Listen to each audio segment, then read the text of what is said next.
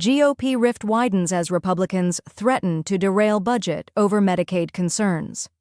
In a notable display of internal dissent, 12 House Republicans have issued a pointed warning to Speaker Mike Johnson, signaling they will oppose any final budget reconciliation bill that includes cuts to Medicaid. Their message comes amid heightened tension over the GOP's narrow 220 to 213 House majority, which gives Johnson little margin for error on party-line votes.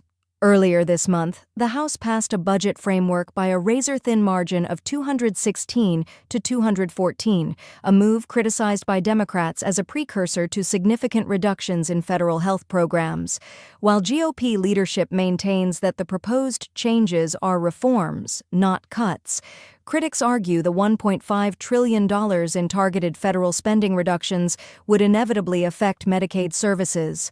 The letter, signed by GOP representatives from swing and rural districts including David Valadao, Don Bacon, Young Kim, and Nicole Maliotakis, urged party leadership to protect Medicaid.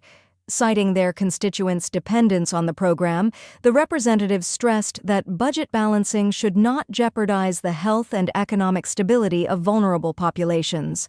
The lawmakers expressed support for targeted reforms, such as improving program integrity, reducing improper payments, and modernizing delivery systems. However, they drew a red line: no reduction in Medicaid coverage.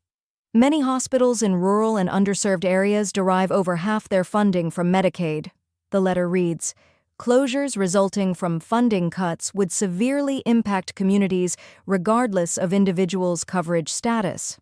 Although the budget framework does not explicitly mention Medicaid or Medicare cuts, it directs the House Energy and Commerce Committee to reduce the Department of Health and Human Services budget by $880 billion over the next decade, an amount experts argue cannot be achieved without cutting Medicaid.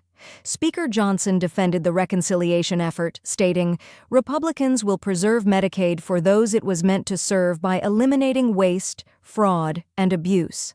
Unlike Democrats, we are pursuing common-sense, efficiency-focused reforms." Representative Don Bacon clarified the position of dissenting Republicans. "We support work requirements and audits, but there's no support for cutting services to the people in hospitals who need them." President Trump lauded the budget's passage on Truth Social, calling it one of the greatest and most important signings in U.S. history and emphasizing massive forthcoming tax and regulatory cuts. Democratic leaders, however, denounced the resolution. House Minority Leader Hakeem Jeffries called it the most extreme attack on healthcare and basic services in modern history. Representative Alexandria Ocasio-Cortez labeled the plan a heist on public health care, accusing Republicans of prioritizing corporate and defense interests. As the reconciliation process advances, exempt from filibuster and requiring only a simple majority, Republican leaders are under mounting pressure to reconcile internal divisions without jeopardizing the party's broader legislative agenda.